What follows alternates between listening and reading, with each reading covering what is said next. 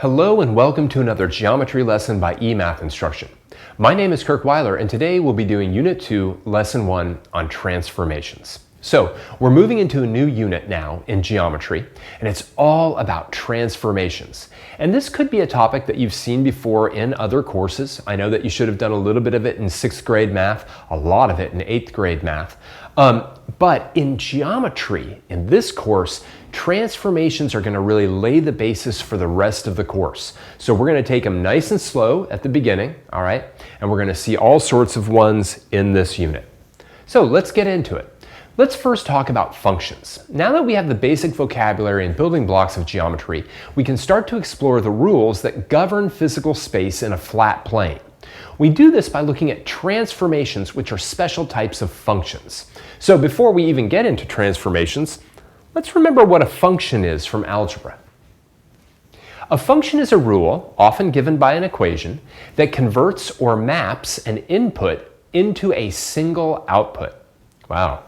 So you probably were like, wow, I'm so happy I don't have to deal with those again. And then they come right back in geometry. Let's take a look at exercise number 1. Given the function f of x equals 2x plus 5, then find the value of f of 4. All right, why don't you go ahead and try this? All right, well, hopefully you remember how this works, right? What we're saying in this situation is that 4 is the input, right? The input being x, and we want to figure out the output. So f of 4 is simply 2 times 4 plus 5, which is equal to 8 plus 5, which is equal to 13. So in other words, we had an input of 4, we had an output of 13. This function converted the number 4 into the number 13. Whatever, right? This has virtually nothing to do with geometry, just wanted to review a little bit in terms of function notations and inputs and outputs before we move on to the geometry piece of it. So let's do that. All right, now a function can have inputs and outputs that are points in the plane. The rules for these types of functions are often easily given when we're working with coordinate geometry, which we did a little bit of in unit number 1. So let's take a look at this. You probably didn't do this at all in algebra, where the input was literally a point instead of just a number. So let's see how that works in exercise number 2. A function is defined by the rule f of x comma y goes to x plus 5 comma 2 times y. Find where each of the following points gets mapped using this function, i.e., what are the output points? All right, so this is kind of cool, right? Like you're used to, from Algebra 1, taking an input that's just a number and getting an output that's just a number. But in geometry, our inputs will almost always be a point, and then our outputs will be where that point went, okay? Now, in this case, what does it say? It says, you know, to get our new point, what we're going to do is we're going to take, for the x-coordinate, we're going to take x and we're going to add 5. And for the y-coordinate, we're going to take the y value and multiply by 2. So this is pretty easy, right? Our notation here is a little bit different than what you're used to. But what it would do is it would say 2 comma 7 is going to go to 2 plus 5 comma 2 times 7. And that means that's going to go to the point 7 comma 14. So in this function, when the input point was 2 comma 7, the output point was 7 comma 14. All right, let's do another one of these together and then we'll have you do the last 2 on your own. All right, let's figure out where the point -1 comma 0 gets mapped to. And you're going to hear me say that a lot. A point getting mapped to another point, which is just basically saying, look, I got a point, it's located somewhere. And after I do a transformation on it, where did it go to? Where did it get mapped to? All right, so -1 comma 0 is going to go to -1 plus 5 comma 2 times 0. And that is 4 comma 0. So the point -1 comma 0 gets mapped to the point 4 comma 0. Why don't you pause the video now and see where these 2 points get mapped to using this particular function.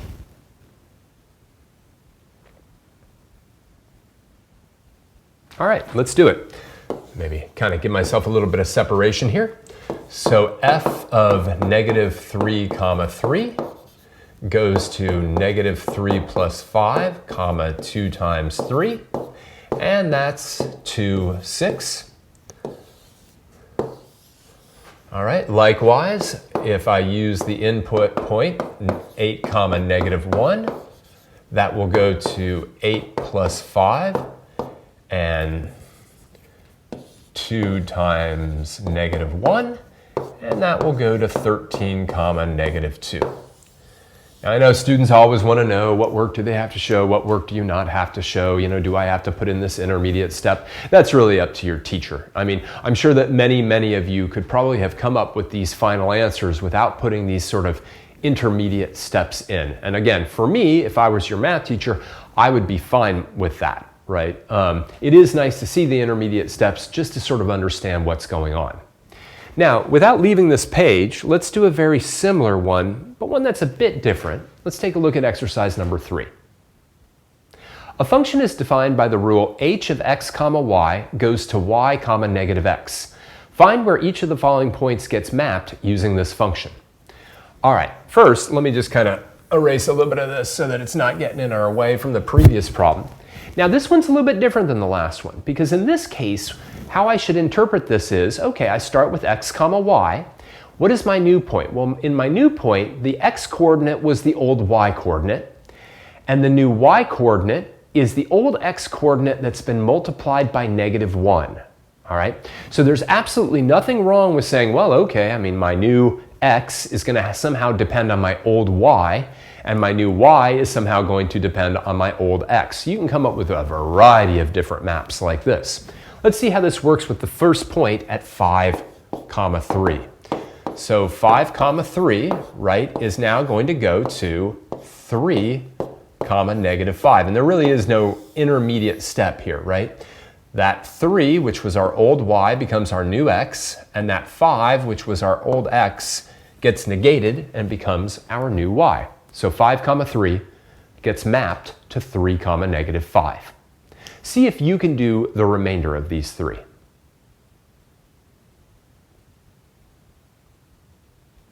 All right, and it's even acceptable to just write something like this down. 7 comma negative 2, this is your arrow, goes to negative 2 comma negative 7. All right, negative 4 comma 0 becomes 0 comma positive 4. And finally, 5 comma negative 5 goes to negative 5 comma negative 5. In each case, what I've done, right, is my new x was my old y, right? That's how I should interpret this. My new x coordinate was my old y coordinate, and my new y coordinate was my old x coordinate that then has its sign changed. It's as simple as that. All right. Now again, we're going to be dealing with relatively simple rules like this, and let's now give them a name. All right. Well, or not. So let's take a look. It's interesting, right, before we even give this a name, it's interesting to see how a particular function will alter an entire geometric figure, such as a triangle. Okay? So let's see how that works in exercise number 4. A function is defined by the rule g of x comma y goes to 2 times x comma y minus 3. Triangle ABC is graphed below with vertices at A, negative 2 comma 2, B, 1 comma 6, and C, 4 comma 1. State where each of these points gets mapped. Label the image points A prime, B prime, and C prime. All right, so let's do the first one, at least together, right? What does this rule again say? It says, okay, take a point. To get your new x coordinate, you're going to take your old x coordinate and multiply by 2. To get your new y coordinate, you're going to take your old y coordinate and subtract 3. So if I take A at negative 2 comma 2, that will get mapped to what's called A prime. That's what that little apostrophe is. And again, what does it say for me to do? It says take my old x coordinate and multiply it by 2. So that will become negative 4. Take my old y coordinate and subtract 3, and that will become negative 1. So negative 2 comma 2 got mapped to negative 4 comma 1. Okay, why don't you go ahead and try to see where B and C get mapped to?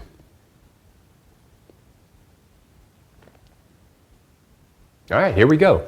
So B, which is at 1 comma 6, will get mapped to B prime. 1 times 2 is 2, and 6 minus 3 is 3. And finally C, which is at 4 comma 1, will get mapped to C prime, which will be at 8 comma negative 2. All right, easy enough, right? The rules just are saying, how do you get the new XY pair? Letter B, easy enough. Draw the transformed triangle, label its vertices. All right, so why don't you go ahead and plot those 3 points, connect them with a straight line. Got my ruler, and let's see what it looks like.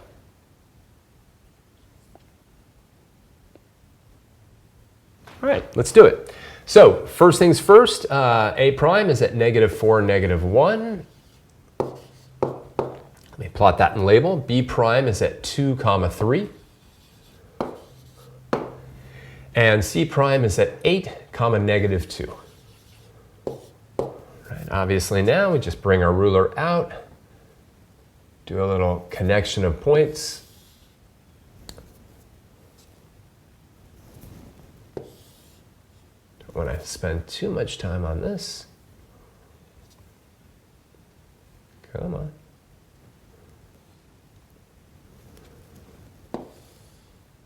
All right. And there's our triangle, A prime, B prime, C prime. Looks very different, right? Totally different triangle, different location in the coordinate plane, different shape, different size, all of it. All right, so transformations. Let's talk about what transformations are. A transformation is a geometric function that takes points in the plane as inputs and gives points in the plane as outputs. The input is known as the pre-image point, and the output is known as the image point. All right, let's talk about this a little bit. All this terminology is pretty important, okay? You're always going to start with points in the plane. Sometimes they'll be in the coordinate plane, and sometimes they won't, okay? So they won't always be in the coordinate plane. A lot of the work that we do with transformations will be in the Euclidean plane, okay, without any coordinates at all. A lot of what we're going to do today, though, obviously, coordinate plane work. So a transformation, though, is a function that takes a point, does something with it, and maps it to another point. The original point, confusingly enough, is called the pre-image point. And the final point, the one that you end up with, that's called the image point. Okay, so let's take a look at exercise number 5 and start to work with some of this vocabulary. In the image below, triangle MNP is shown graphed. We are going to map the triangle using the transformation defined by the rule f of x comma y gets mapped to x plus 5 comma y plus 5. Letter A, state the coordinates of the 3 vertices of the pre-image. All right, so take a moment, pause the video, and just write down the coordinates of the pre-image vertex points M, N, and P.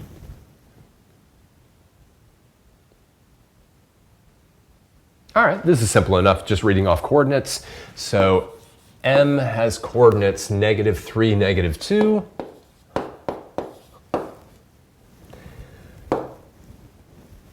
N has coordinates negative 3, positive 4. And P has coordinates positive 4, negative 2. All right, excellent. Let's take a look at letter B. Show the coordinates of each image point from A, i.e. show where each point from A gets mapped to. Label as M prime, N prime, and P prime. All right, let's do this one together, or at least do the first one together. So let's take M, which is at negative 3 comma negative 2, and let's transform it. All right, so I'm going to do this kind of like by writing it all out first, right? The rule says that negative 3 comma negative 2 will go to negative 3 plus 5, and negative 2 plus 4, right? And that's just the same as 2 comma 2. Oops, and I want to label that M prime. So m prime is 2, 2. All I did was take the x-coordinate and add 5 to it, and I took the y-coordinate and I added 4 to it. Can you do that in your head? I don't know, because I'm not sure who you are. But if you can, great. If not, write out these intermediate steps and maybe even use a calculator. All right, why don't you go ahead and figure out the coordinates of n prime and p prime, the images of points n and p.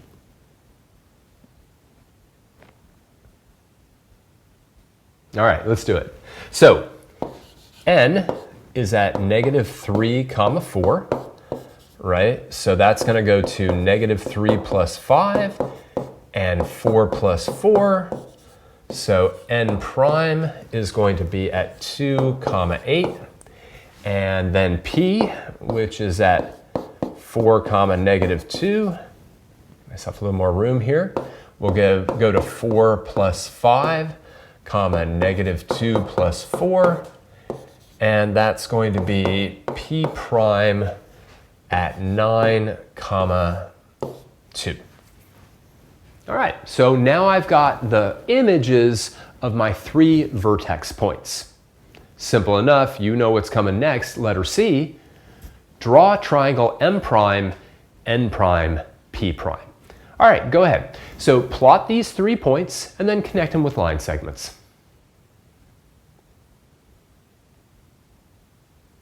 All right, I'm going to switch this over to red right now so that we got a little bit of contrast up on the board. Let's do that. So I've got m at 2, 2. Actually, let me bring this up a bit more so I can actually see my graph grid. There we go. m prime is at 2, 2. N prime is at 2, 8. And p prime is at 9, 2. Okay, that's p prime. Let me bring my ruler in. And do this.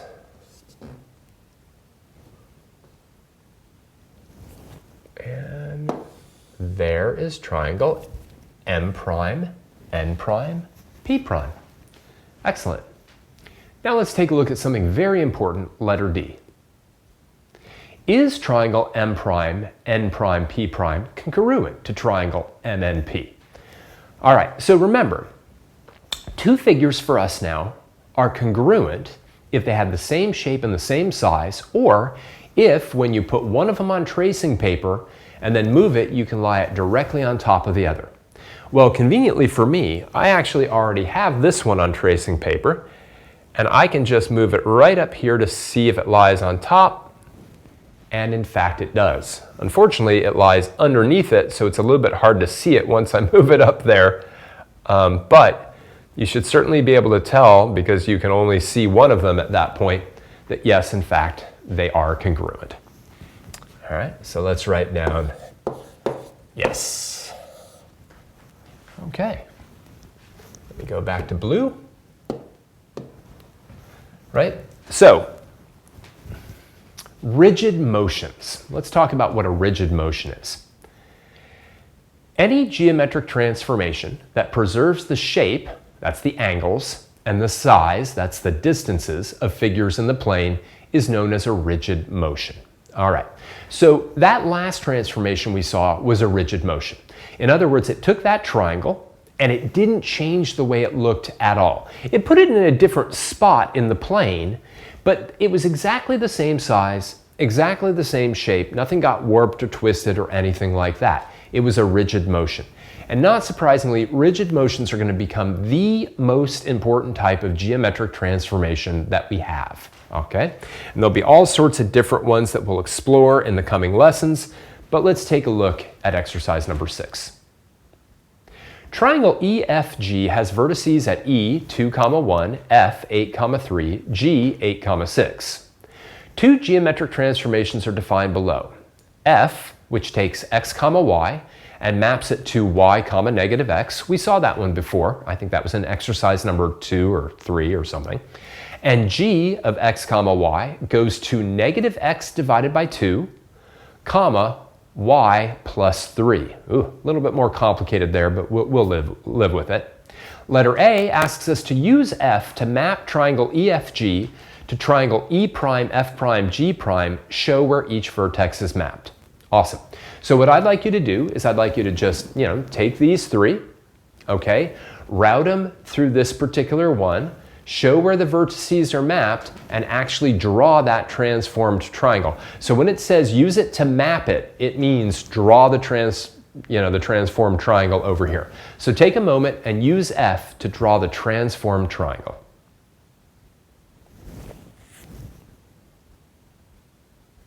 All right, well, let's do it. So what does that rule tell us? Well, we've got E at 2, 1, all right? And that will end up going to E prime of 1, negative 2, okay? Then we've got F at 8, 3 will go to F prime at 3, negative 8.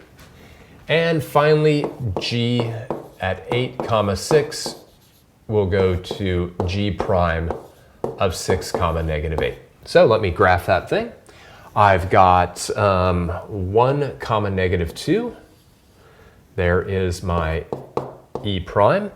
I've got 3, negative 8. That is my F prime. And I've got 6, negative 8. That is my G prime. And then I can use my ruler. I don't know why I'm using my ruler on this particular segment. That didn't even work very well. I love the fact that I can make my ruler longer and shorter. It's like a tape measure, but electronic. And there we go. Not the prettiest thing on earth, but there's our transformed triangle using this particular rule. Let's take a look at letter B. Use G to map triangle EFG to triangle E double prime, F double prime, G double prime. Show where each vertex is mapped. All right, this one's a little bit harder, so let's do the first one together. Okay, so now I've got E at 2, 1. Where does that get mapped to in terms of E double prime? Well, the rule says to take x and negate it and then divide by 2. So if I take 2 and I negate it, that's negative 2, and I divide it by 2, right? We'll get to that in a second. Then I take the y-coordinate and I add 3. So my E prime now is going to be at negative 1, 4. Okay? So I'm taking my x-coordinate, I'm negating it, which just means changing its sign. If it starts negative, it becomes positive. If it starts positive, it becomes negative. That's the case here. And I divide it by 2. And then my y-coordinate's easy enough. I just add 3. What I'd like you to do is try, whoops, and I made a mistake there. It should be E double prime. All right, what I'd like you to do is go ahead and use that rule to transform points F and points G.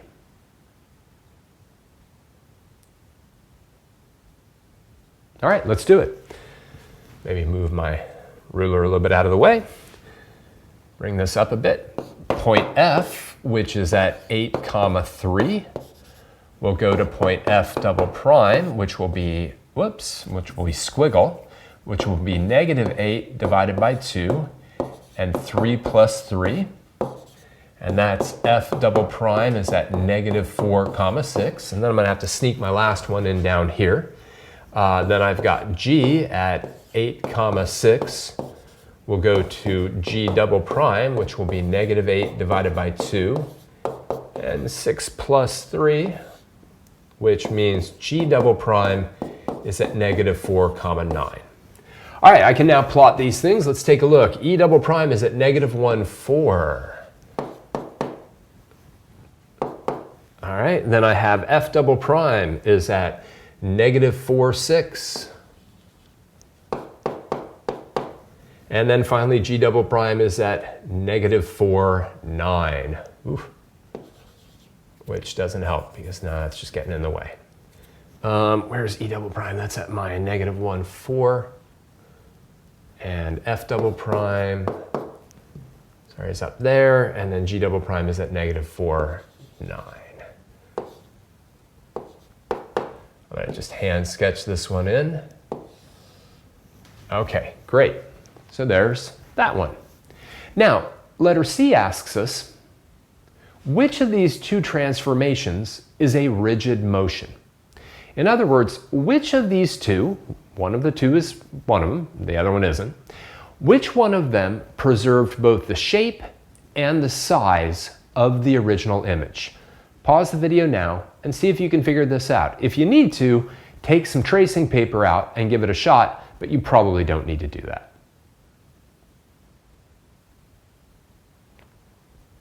All right, well, it was function f.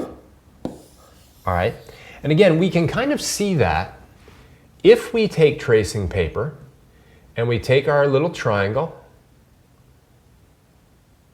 and we simply bring it down. That doesn't seem right. That's weird. I wonder if I made a mistake on plotting that, or maybe I just need to flip it. Come on.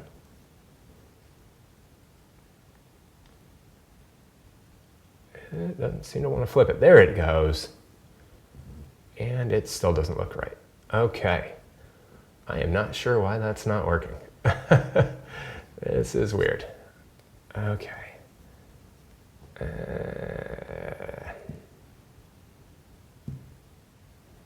Okay. Well, I deleted that away. They are 1, 2, 1, 2, 3, 4, 5, 6. Yeah, I made a mistake plotting somewhere. E prime. What's going on here? Is that 1, -2? That's right. 1, 2. F is at 8, 3. That's 3, -8. 3, -8. Oh, there it is. I've messed up E prime. Oh, yeah. E prime is right there. I blotted the point wrong. Everyone right now is going, you've blotted it wrong. There it is. Anyhow, horrible, horrible, horrible. So there's E prime. There's a horribly drawn triangle, and now I've even lost my tracing paper. So everything was good up here. I just couldn't plot the point right. Anyway, my apologies for that. The point here is that F definitely is a rigid motion and G definitely is not. Now, why that is, we'll start to explore in further lessons. The important thing here is that certain transformations do preserve the shape and the size of the figure, and others do not, all right? But let's kind of wrap this thing up after that snafu. What a great word. I mean, I don't get to use the word snafu enough. Anyway, so in geometry, right, we're going to really start to lay the basis of almost everything else that we do with this idea of transformations, this idea of taking a function, just like you had in Algebra 1, all right, but instead of having a number as the input, you literally have a physical location in space as the input, and then you do something to that point, and it results in a point that is maybe in the same location. We're going to see situations like that. But most of the time, it's been mapped or moved to another location in a very specific way. In the next lesson, and in all subsequent lessons in this unit, we're going to be looking at very specific types of transformations, all of which are going to be these rigid motions. Transformations that, in theory, like in that last problem, should leave the image identical to the original triangle, just in a different location.